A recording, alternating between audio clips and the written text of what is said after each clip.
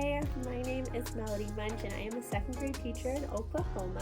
Today was a very busy day. I'm actually filming this at the end of the day because I did not get here early enough to film anything about Valentine's Day, and I was on lunch duty today, so I just am kind of going to walk you through what our day was like and what we did for our party in case you are looking for some ideas. But this one's going to be short and sweet because there just was not enough time to really film and take you along with everything today. So I'm just going to share what we did, and I hope it's helpful to you. So when students first came in this morning, we were doing our morning work. Let me pull up our slides just so I don't forget things as I'm explaining. Here we are. So one of their must-dos this morning was to decorate a Valentine bag if they did not already bring in a bag or box. Some students like to decorate a box and bring it in from home, but some students don't have time for that, or they just would rather just do a bag. So if they choose to do a bag, then I just write their name on both sides, and then I have families send in stickers. So I'd saved some from last year. There's some cute little Valentine stickers. These are so cute. They didn't even get used though. Oh, one got used. So, okay, a few did. So they can decorate their bag, and then they use that at the party. I always specifically ask if they can find a bag with handles, because if they just bring like a regular paper bag, it can be kind of hard for the kids to hold afterwards. The ones with handles are great. The family that bought these for our class party this year bought them on Amazon, and they came in like a big set, so I have plenty even for next year, since not every student is getting this. So after the students that needed to decorate their bags, we just had pretty normal morning work. And then we had a normal morning routine.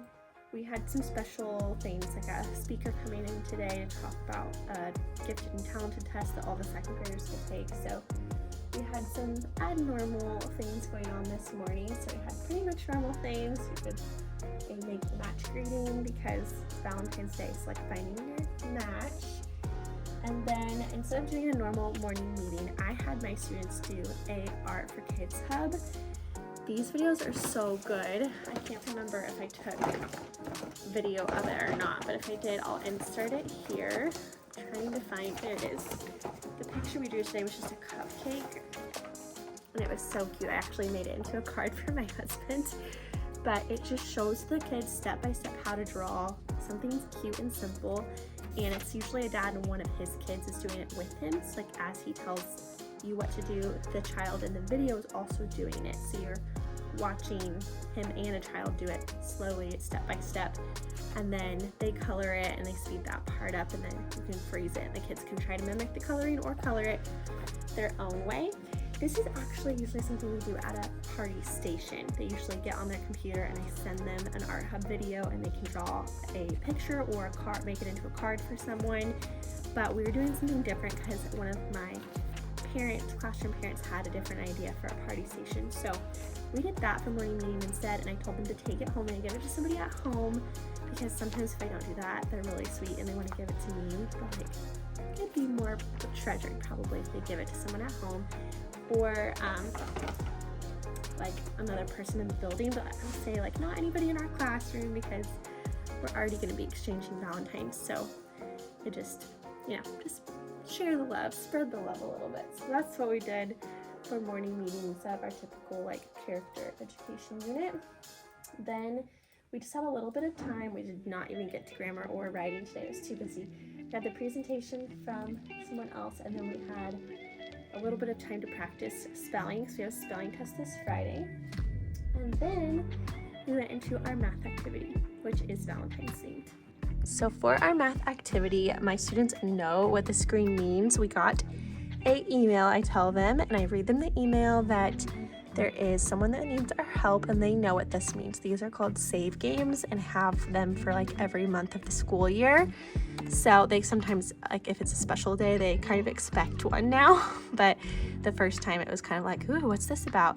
And then they have a timer. They did not get all of that time. I just drag it to the amount of time we had to play the save game, and they always do it with a partner. This is what the save game looks like when they get on it. It always has a note from whoever the character is explaining that they need help. So this one was trying to make Valentines for her friends that weren't going to get any. and then they put in their names and go into the game. This game has 3 levels, and then the 4th level is like a decoder, like a password level where they have to type in a passcode. But in the first 3 levels, there are story problems like this, where they have to solve whatever it is and put in the answer. So this one, I had already put in the answers. We had to do some of it together because we were short on time. But what I love is that if you put in the wrong answer, you know right away to fix it. And so that helps them that it's self-checking. I don't have to be there doing it. So a lot of my students finished really quickly. There were a few that didn't get to finish because we had to get to recess, and we also had a Valentine scavenger hunt to do that I'll explain next. But super fun, and they love going through these and seeing how quickly they can beat them. So they're kind of like an escape game in that way. So that's why we call them save games or math escape games. Before doing the save game, we actually did our Valentine scavenger hunt that I've mentioned several videos ago because it was a Kindness Club project. The Kindness Club is something that I run once a month. They helped me cut out all these hearts for each grade level. I'm glad that was caught on video.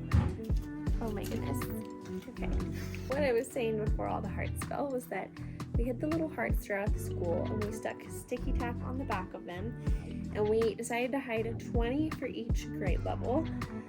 But we learned that it was far too easy, unfortunately. We thought because they really had to travel throughout the whole school, we thought that really might take the whole time, but it was just much faster than we expected. So there were a lot of classes that found all 20 of their hearts. We were thinking maybe just like a couple would find them all. So either next year we need to hide way more hearts, or we need to make the time like really short, like maybe like 7 minutes, I'm not sure. So I'll have to brainstorm what the best plan would be if they choose to do it again. But it was still fun to go searching for the hearts. Our class, I think, found 18 of them. I'd have to go back and double check, but for each heart, if I didn't already say this, for each heart they found, you're supposed to take a picture of the class with that heart, not like take it off the wall so that the future classes could go hunting for them. And it worked pretty well in all. There was one heart that we thought we had hid that we couldn't find, and it wasn't in the spot we thought it was, so it could have been that another student took it. So that is a risk that you have whenever you do something like this, is that things like that can happen. So we're trying to figure out what to do now, because the winning class was supposed to get a prize, but now that there's a lot of winning classes and there's some room for error, potentially some hearts that were missing during some of the grade levels hunts, that's kind of unfair. So we're just trying to figure out really how we're going to do all of it. But I would say the experience of looking for the hearts was fun. So definitely it was a fun, free, pretty much just paper, free type of idea to do a Valentine heart scavenger hunt. Just needs some fine tuning as far as how it ran so that it can be the most fun, and some more challenge can be added in there for all the students. That got us through the first half of the day, and then students went to lunch. And after lunch, they had that little bit of time that I mentioned where they were on a device, because our district does have a computer game that they're supposed to be on, one that teaches reading, one that teaches math for 20 minutes. And we weren't going to be doing regular math stations, so this worked well that as soon as they came back, they could get on that, and I could try to kind of finish setting up some of the party things. And before they went to lunch, I had explained the stations we were going to do, so that when it came time for the party, we pretty much could just do them. Definitely helps if you have more families available to help with it, because it's hard to really make things run smoothly without much adult help. But we did our best. It was just a little chaotic. So whenever students first got all set up, they could start passing out their Valentines. That's probably the thing I would change the most, because when I talked to my teammates, they had their students do that earlier in the day. I don't know when we would have fit that in, but maybe first thing in the morning that would have been smart, just to line all their boxes and bags in the hallways and have them go put one in each bag, because there also were some students who were like, oh, I have leftover Valentines, but I only brought one for each person, so I shouldn't have leftover, but they couldn't remember who they had given them to. So that would have been a lot simpler. We should have just lined them all up this morning, had one at a time go and drop their Valentines in the bags and boxes, and then been like done with that part. But I didn't think that far ahead. Usually we do that at the party, but it was just a lot going on. So what we did is at one of the other stations was making a bracelet with this really cute heart-shaped pasta. And that was the family idea that a parent had sent to me. They found this really cute heart-shaped pasta and thought the students could make little bracelets with it. So that was cute, and that didn't take super long. So once they had finished their bracelet, they could go pass out their Valentines is how we did it. It wasn't terrible. It just, for sake of streamlining things, could have worked better if we had already passed out the Valentines. And then I had also printed a heart-shaped word search that had all of our classroom names in it and a couple extra Valentine words like love and Valentine. And so they could have done that when they were done with their bracelet instead of passing out their Valentines. It might have been a lot simpler. So note to self, if you can pass the Valentines out prior to the party, I would encourage that. The second thing we did was the dice game. That is a fan favorite in our class. You can also get this for free via the link down below, and it is always a hit. It's really simple. Students just have a huge pile of candy in the middle, so I had families bring in all kinds of different candies like Hershey's and Starburst and Reese's and Smarties, Suckers, all kinds of things. And we just dumped this in the middle. There's so much more. We still have so much left, so I'm going to be giving it away for a while. But we dumped it in the middle of the floor, and then students started by taking 10 pieces of candy, which is a lot, but as you can see, there's plenty to go around. So they took their 10, and then they rolled a dice. I could not find my dice. I don't know if I threw them away or what happened, but I had these big foam dice, could not find them. So luckily, my teammate had an extra, medium-sized dice. It wasn't as big as the ones that I used to have, but they are MIA. So we just rolled that dice, and then they looked at the chart to see what action to take. So if they rolled a 1, they took 1. If they rolled a 2, they took 2. If they rolled a 3, they had to skip that turn. A 4, take 1. A 5, give 1 to another player. And 6, take 1. So they just keep rolling until the round's over, and then they take all the candy and they go put it in their bag or box. So that's a really easy station. Pretty much runs itself once they know what to do, and everybody leaves with candy. So everybody's pretty happy at the end of that one. Then the last game that we played, the last station was not a game, was just the food station. So sometimes I've had families bring in a little Debbie snack or popcorn and usually a drink. We usually do a mini Sprite.